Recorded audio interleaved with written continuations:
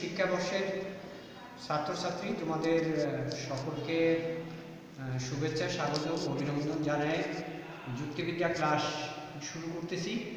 আমার পরিচয়, আমি মোহাম্মদ আব্দুল জলিল, সহকারী অধ্যাপক, দর্শন বিভাগ ও বিভাগীয় প্রধান, আদর্শ মহাবিদ্যালয় দিনাজপুর। আদর্শ মহাবিদ্যালয় কর্তৃক আয়োজিত অনলাইন ক্লাসের যে তোমরা নিয়মিত ক্লাস ফলো করতেছো, তার মধ্যে নিশ্চয়ই এর পূর্বে তোমাদের ফার্স্ট পার্ট, সেকেন্ড পার্ট এগুলোর কিছু ক্লাস আমরা নিছি। আজকে তোমাদের যে বিষয়টা আমরা আলোচনা করব সেটা হলো যে যুক্তিবিদ্যার যে দ্বিতীয় অধ্যায়ে যুক্তির উপাদান সম্পর্কে আমরা কথা বলব। সেখানে আমরা আলোচনা করছি যে পদ সম্পর্কে সেখানে আলোচনা হয়েছে। তোমরা নিশ্চয়ই জানো যে তোমরা নিচের অর্থাৎ ক্লাস 1 থেকে শুরু করে এসএসসি পর্যন্ত যে পড়ে আসছো, সেখানে দেখছো যে অক্ষর কাকে বলে, শব্দ কাকে বলে, সেন্টেন্স কাকে বলে। সেখানে আমি একটু তোমাদের স্মরণ করে দিই। সেটা হলো যে মনের ভাব প্রকাশ করার জন্য যে সমস্ত সংকেত বা চিহ্ন আমরা ব্যবহার করি সেগুলোকে আমরা প্রতীক বলি। আর আমরা আবার অঙ্কগুলো অর্থাৎ অক্ষর, এই অক্ষরগুলা যখন পাশাপাশি বসে একটা অর্থ প্রকাশ করি সেটাকে আমরা শব্দ বলি, ইংলিশে বলে ওয়ার্ড। এবং শব্দ পাশাপাশি বসে যদি একটা অর্থ প্রকাশ করে তাহলে সেটাকে আমরা বাক্য বলি বা সেন্টেন্স বলি।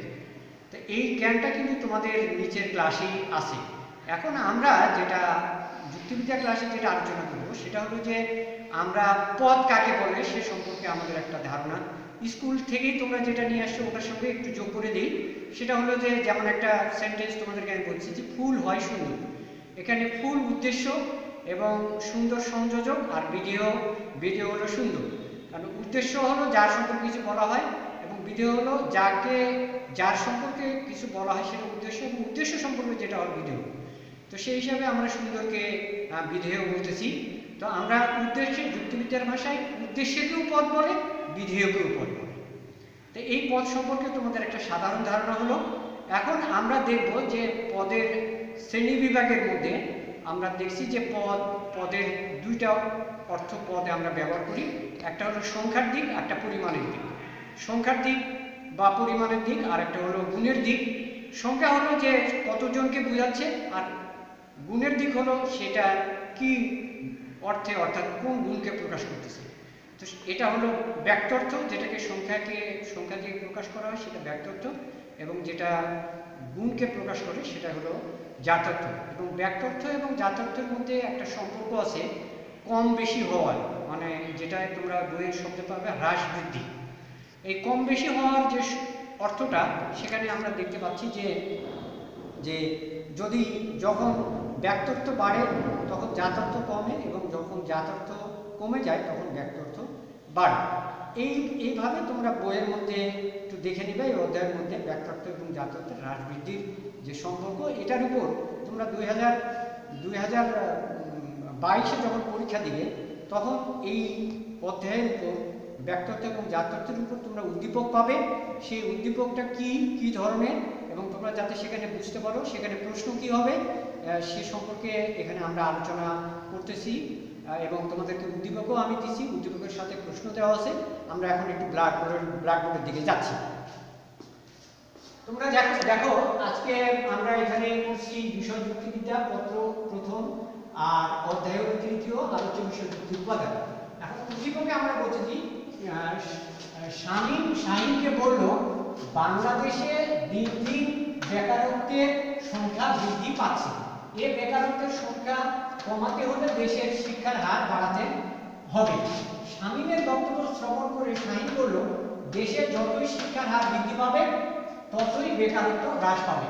তাহলে স্পষ্টতই আমরা এখানে দেখতে পাচ্ছি যে এখানে একটা কম এবং বেশি হওয়ার একটা সম্পর্ক এই জায়গায় স্পষ্ট হয়েছে।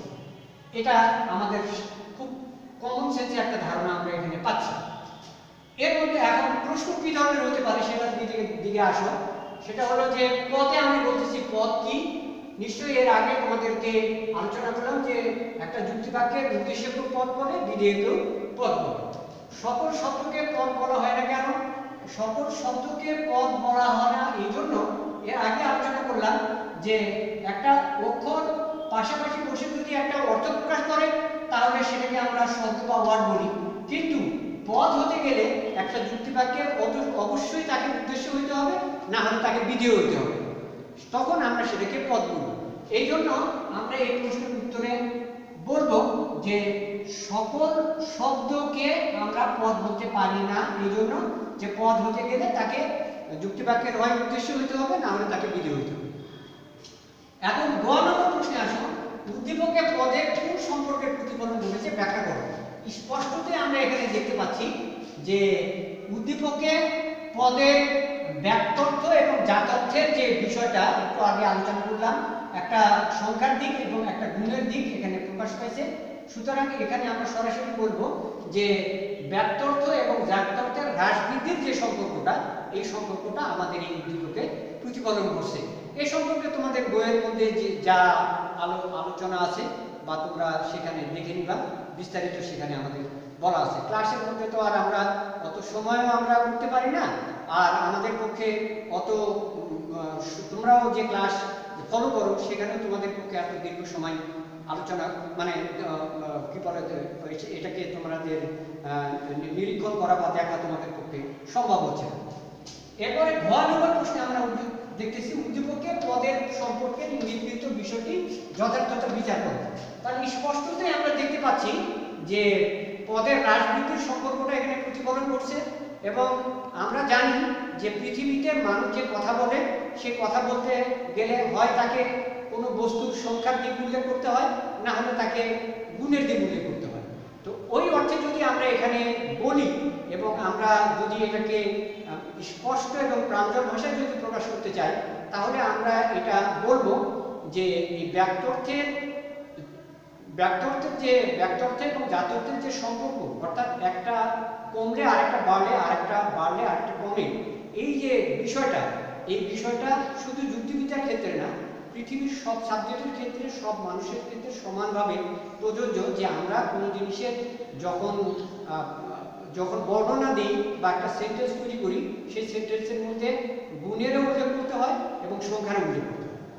তো এই বিষয়ে তোমরা তাহলে আমরা এখানে বলবো যে ঘ নম্বর প্রশ্ন উত্তরে আমরা বলবো যে একটা প্রশ্নের আলোচনা করতে গেলে এবং একটা বিষয় তুলে ধরতে গেলে সেখানে ব্যক্তর্থ এবং জাতর্থের যে প্রয়োজনীয়তা, এটা অনস্বীকার্য, অর্থাৎ অবশ্যই আমাদেরকে স্বীকার করতে এবং এর যথার্থতা নিঃসন্দেহে অস্বীকার করা যায় না। তো আমি এ পর্যন্ত আজকে যে ক্লাসটা তোমাদের হলো এ সম্পর্কে তোমাদেরকে বলতেছি যে তোমাদের সুস্বাস্থ্য এবং মঙ্গল কামনা করে আমার সুস্বাস্থ্য মঙ্গল কামনা করে, এবং তোমরা নিশ্চয় জানো যে রাষ্ট্রীয় যে আইন আছে, সে আইনের মধ্যে যে মাস্ক যে ব্যবহার করা, এই জন্য তোমরা যখন বাইরে যাবা অথবা প্রয়োজনের সময় অবশ্যই তোমরা মাস্ক ব্যবহার করবা, এবং যে স্বাস্থ্যবিধি যেটা সরকার রাষ্ট্রীয়ভাবে আমাদেরকে বলা হয়েছে, সেই স্বাস্থ্যবিধিকে অবশ্যই তোমরা ফলো করবে। এবং তোমাদের আবারও বলতেছি, তোমাদের সুস্বাস্থ্য এবং মঙ্গল কামনা করে আজকের মতো আমি আব্দুল জলিল তোমার কাছ থেকে বিদায় নিচ্ছি।